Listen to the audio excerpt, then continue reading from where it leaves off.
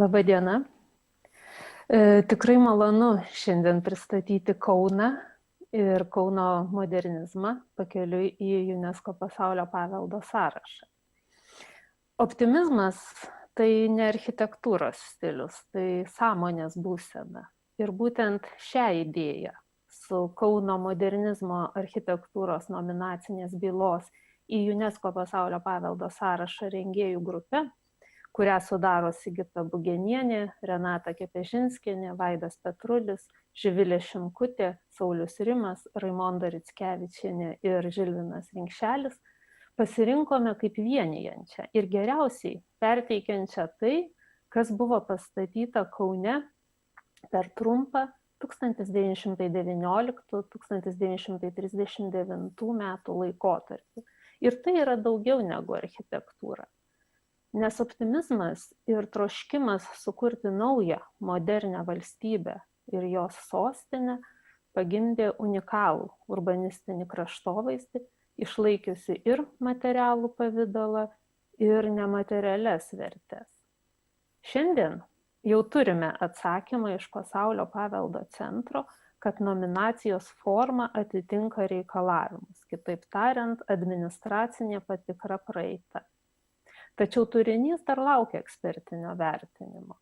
Ir čia reikia nepamiršti, kad UNESCO pasaulio paveldo statusas ateina kartu su atsakomybė.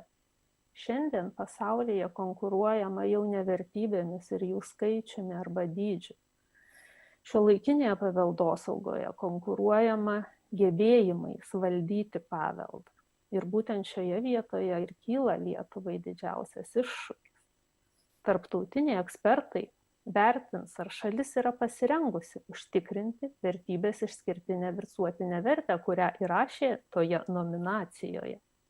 Ar Kauno ir Lietuvos paveldo specialistai yra pakankamai brandūs valdyti šiuos procesus, išgirsti ir įgalinti paveldo valdyme vietos bendruomenės. Ar politikai, verslas ir gyventojai yra pasirengę suderinti išsaugojimą ir panaudą, subalansuoti poreikius ir galimybės. Aš manau, kad Kaunas šiomis minutėmis, šiomis dienomis, šiais mėnesiais turi galimybę tapti pavyzdinę modernizmo paveldo pažinimo ir valdymo vieta pasaulyje. Būtent to ir siekiame šią paraišką. O kol kas norėčiau pakviesti mielus konferencijos dalyvius susipažinti su pagrindinėmis Kauno modernizmo architektūros vertybėmis, kurias tuoj jums parodytame videofilme perteikėme drauge su architektūros istorikais Giedre Jankevičiūte ir Vaidu Petruliu. Jas įvaizdino videomenininkai Rudolfas Levulis, Paulius Mazuras ir prodiuseris Gytis Giniotis. Projektą bendrai sumanė ir kuravo Lietuvos Respublikos kultūros atašė Italijoje Laura Gabrielaitytė Kazulėnienė, o finansavo Lietuvos kultūros institutas. Filmas sukurtas siekiant viešinti Kauno modernizmo architektūros paveldą tarptautinėje erdvėje, todėl yra įgarsintas anglų kalba, bet jis yra laisvai prieinamas ir visada galite jį laisvai peržiūrėti, pasirinkę įvairiomis kalbomis titrus Lietuvos kultūros instituto YouTube kanale. Taigi linkiu jums malonaus žiūrėjimo ir pranešu, kad iki sausio 15 dienos nominacijos rengimo grupė privalo pateikti galutinę Kauno modernizmo architektūros paraišką UNESCO pasaulio paveldo centrui.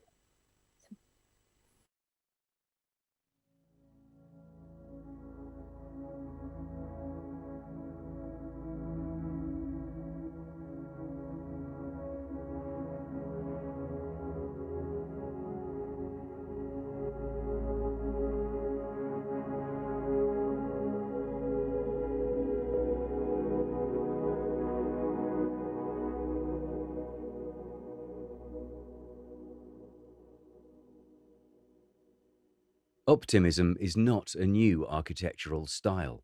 It is an outlook. There was no shortage of optimism in Europe between the two world wars. After the collapse of the great European empires, new independent states that appeared on the European map shared an optimistic vision of a more promising future. In 1918, the founders of the newly proclaimed independent Republic of Lithuania declared Vilnius to be their capital. 1 year later, however, geopolitical tensions and territorial conflicts forced Lithuania's government to quickly relocate to the country's second largest city. Kaunas took on a unique status, that of provisional capital, which led to the city's radical transformation.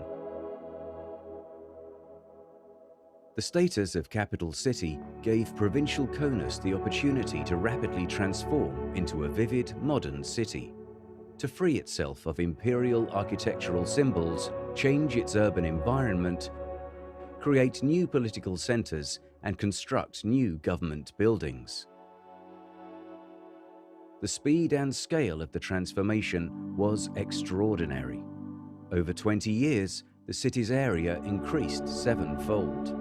10,000 new buildings were constructed, incorporating cleanliness, openness, and light.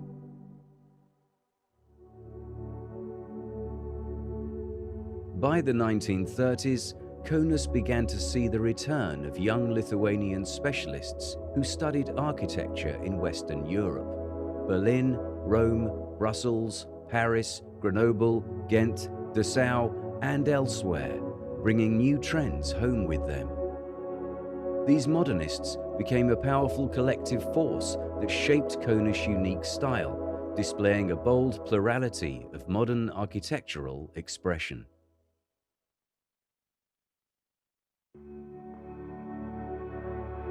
The creation of the capital city produced favorable conditions for manifesting a national style, which expressed the aspiration to shape the face of a new country.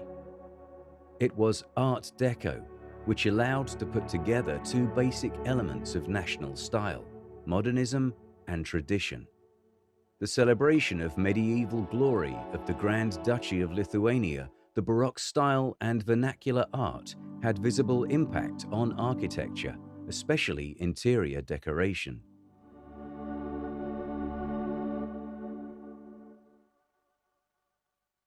A capital city absolutely needed landmark buildings. One of the most visible structures in Kaunas is Christ's Resurrection Church, built on the hill as a votive gesture of gratitude to the Almighty for Lithuania. The church fully corresponds to the innovative urban idea of a city crown, or Stadtkrone, promoted by the German modernist Bruno Taut. Visible from various vantage points around the city, this national pantheon and monument to independence continues to serve as a symbolic center and city landmark. An exceptional cityscape spatial structure emerged on the terraces of the Nemunas and Neris slopes.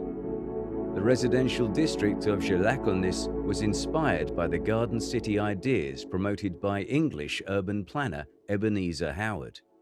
Drafted in 1923 by the Danish planner Marius Franssen and his Lithuanian counterpart Antanas Jokimas, the villa neighborhoods of Žaliakalnis reflect the active spirit of an era and the creation of a new way of life. Kaunas lost its status as capital after the onset of the Soviet occupation and the Second World War.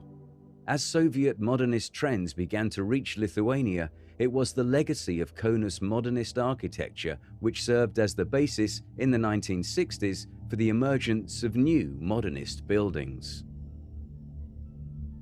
Kaunas modernism is increasingly recognized within an international context. In 2015, the European Heritage Label was awarded to the phenomenon that is the provisional capital of Kaunas. The city has also been granted the status of a UNESCO City of Design. A new step forward was the designation of Kaunas as the European Capital of Culture for 2022, and the Modernism for the Future program, dedicated to the rapidly growing cultural heritage community. No less important are the changing attitudes of heritage property owners. Today, the authentic interwar spirit is becoming a highly valued feature in private interior spaces.